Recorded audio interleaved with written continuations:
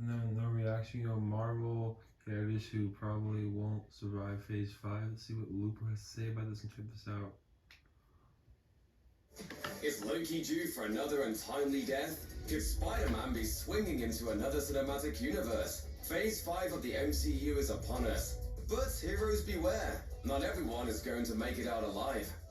Hulk, and by extension Bruce Banner, is one of the MCU's oldest characters. He first made his debut in the 2008 film The Incredible Hulk, a month after Iron Man, and had a starring role in 2012's The Avengers. Outside of a select few superheroes, such as Thor and Hawkeye, it also makes him one of the only characters who has survived up until this point. With most of his fellow heroes from Phase 1 of the MCU gone, it could be that Hulk's story is near an end. Of course, the timing would make sense, as Bruce has essentially reached a balance in his life. Both his personalities have effectively merged into one individual, giving birth to the smart Hulk figure we see in Avengers Endgame. This character combines the strength of the Hulk with the intelligence of Banner and sees an end to the internal struggle the hero has been enduring for several years. Now that his story has come full circle, it could be a good time for him to leave the MCU. Especially since he has helped train She-Hulk as a potential replacement. There's also a rights issue that looms over the Hulk, stopping Disney and Marvel Studios from being able to create a standalone movie. Actor Mark Ruffalo explained that Universal owns the rights to any film focusing entirely on the Hulk, meaning Disney is limited in what it can do with him. Vision has had a rough ride in the MCU. Created by Ultron, Tony Stark, Thor, and Bruce Banner, the Synthezoid was brought to life with the help of the Mind Stone. After battling alongside the Avengers against Ultron in Sokovia, he and his fellow heroes decided to destroy the Mind Stone in an attempt to stop Thanos from capturing it, a process that led to Vision's death at the hands of his lover, Wanda Maximoff. Unfortunately, Thanos reversed time and brought Vision back to life, only to kill him a second time by forcibly removing the Mind Stone from his head. A recreation of the character was brought into existence by Wanda using chaos magic in WandaVision, while Sword developed their own version, known as White Vision, by reassembling his parts following the Battle of Wakanda. Considering how the character has been killed multiple times already, a more final death sooner rather than later seems in the cards. At the moment, it still isn't clear what the future holds for Vision. White Vision now believes himself to be the true version of the hero as the only remaining Vision, and his whereabouts are unknown following the events of WandaVision. Paul Bettany also confirmed in 2022 that he doesn't have a contract with Marvel Studios, so his character's days appear numbered, although a show featuring White Vision may be in the works. Although he hasn't been as important to the wider MCU as some of his counterparts, Hank Pym is a significant player in the Ant-Man films. Yes, I'm still alive. He is set to appear in the third entry in the series, Ant-Man and the Wasp: Quantumania, in early 2023, in which he'll explore the quantum realm with Scott Lang, Hope Van Dyne, and Janet Van Dyne. Trailers have revealed that the group will encounter Kang the Conqueror in the quantum realm, which might not be good news for Pym. After all, Kang was first introduced in Loki in 2021 as the next big villain in the form of He Who Remains, a variant who dedicated his life to stopping more evil variants of himself from being able to take over all of existence. Marvel Studios revealed Phase 6 will conclude with 2 Avengers movies, with the first being Avengers: The Kang Dynasty. This suggests that Kang the Conqueror will be similar to Thanos and prove to be a major villain going forward. If that's the case, there will be no better way to introduce him to movie-going audiences as a huge threat than if he killed a major character. Pym would fit the bill in that sense. He is already an older figure, and has passed on most of his knowledge to Scott, Hope, and Janet. His death could provide the heroes of the MCU with plenty of motivation to take on the time-traveling supervillain, Kang the Conqueror. James Rhodes, also known as War Machine, is one of the most senior members of the Avengers. He made his debut in Iron Man, where he was portrayed by Terrence Howard before being replaced by Don Cheadle in Iron Man 2. While he's played a somewhat significant role in the franchise, he has never had a standalone film, or been the main focus of a movie or television show. In fact, Rose has been largely absent since Avengers Endgame, except for a small role in The Falcon and the Winter Soldier. A close associate of Tony Stark, War Machine will take on an important role in Phase 5. Samuel L. Jackson confirmed that Cheadle would appear in the upcoming Disney Plus series, Secret Invasion. Meanwhile, the character has been confirmed to star in the television series turned movie Armor Wars, so James Rhodes certainly has a future in the MCU. It's just unclear for how much longer. The The actor has confirmed he is no longer under contract with Marvel, which might well be a hint that his future in the MCU franchise is in doubt. War Machine has faced death before, most notably during the airport battle scene in Captain America Civil War, and he may not have that many lucky escapes left in him. His death would certainly be a major event, especially following the passing of his close friend Iron Man. Guardians of the Galaxy Volume 3 has something of a finale feel to it, and fans have been speculating for some time that it could see the deaths of several key characters. Chief among them is Rocket Raccoon, the cynical, sentient animal that has been at the center of the ragtag team of mercenaries throughout all of their appearances in the MCU. Director James Gunn spoke about the new film, acting as a way of wrapping up Rocket's story and exploring his origins. A trailer for the film appears to show a young Rocket and features the hero saying that he is done running. Combine that with the fact that Gunn has previously said that he would explore Rocket's gruesome origin story, which he described in MCU Exchange as a little bit more horrible than what it is in the comics when you come down to it.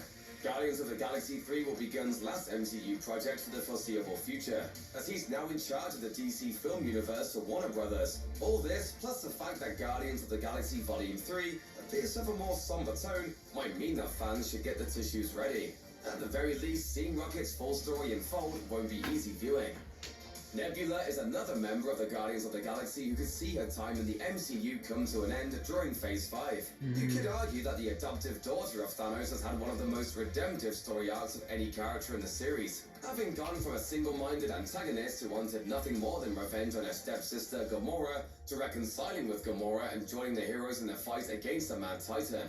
Exactly what Karen Gillan's situation is in terms of her contract with Disney for the MCU hasn't been made public. However, she has spoken about how much she enjoys playing the character in an interview with The Hollywood Reporter, saying, "I really like playing her, so I'm not eager to finish." However, that doesn't mean she will get to continue portraying Nebula in the future.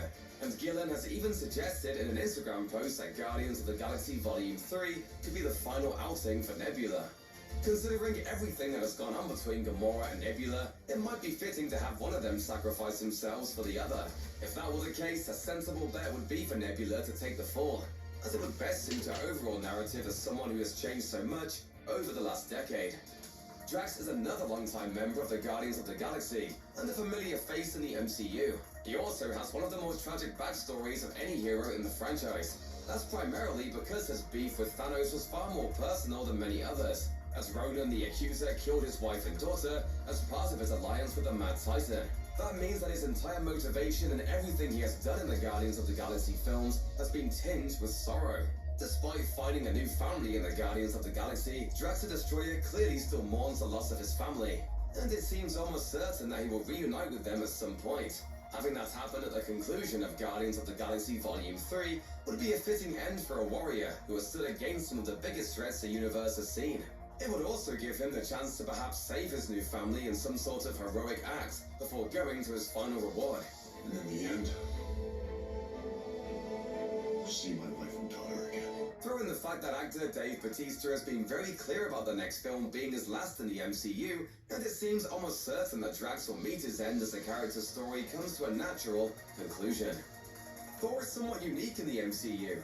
Not only is he one of the few characters who has been around since the Avengers in 2012, but he has also had 4 solo movies, with the most recent being Thor: Love and Thunder. Yet he still hasn't had a defining moment to say goodbye like Captain America or Iron Man. That could well change in the future, with Chris Hemsworth telling Vanity Fair that any future appearances in the MCU would probably be the finale for the Norse god. The ending of Thor: Love and Thunder provided some closure to a character who has been on a constant search for meaning since his first appearance. Now a father to his adoptive daughter Love, he may have found his true place in the universe and be able to settle down. Of course, having his arc come to an end might also mean he could die, causing his legacy to live on in those he considers part of his family, including Korg and Love. His story will have to come to an end at some point, and having him involved in a battle with Kang the Conqueror would be a perfect way to do it. The actor has also announced that he is taking a step back from acting following his recent discovery that he carries an increased risk of developing Alzheimer's disease later in life. At the beginning of the MCU, Nick Fury was a staple that helped hold all of the various films and television series together. He has been involved in 11 MCU movies, and was responsible for creating the Avengers Initiative. Yet Fury has largely been absent from the franchise in recent years, outside of brief appearances or cameos. All that is about to change with the release of the television series Secret Invasion and the movie The Marvels, which will see Samuel L. Jackson reprise the character in starring roles. Still, while Fury will no doubt have an important part to play in those two projects, his influence over events in Phase 5 still isn't clear. And with his significance seemingly waning, it may be time for the former director of S.H.I.E.L.D. to meet his maker. After all, Fury has already come close to death on several occasions, and could provide a lot of inspiration to the heroes left behind, many of whom he has a close relationship with, if he was killed. It would be appropriate to have Fury fall now that he has such a legacy built up that will last long after his demise. Few people would have thought that Loki would become the beloved character he has since his introduction. Yet his story in the MCU is a bit hard to follow, mainly due to his complicated timeline within the franchise. The character has gone from villain to anti-hero to a devoted ally of Thor in his fight against Thanos. Yet he has also been killed by the Mad Titan, and lives on in the form of a variant who starred in the Disney Plus series Loki. The God of Mischief story is set to continue in Loki Season 2. Although it's unclear how much of a role he'll play in the rest of Phase 5, Marvel Studios still hasn't confirmed that the character will appear in any other projects. That's despite the fact that Tom Hiddleston has confirmed he would like to keep playing Loki for as long as possible.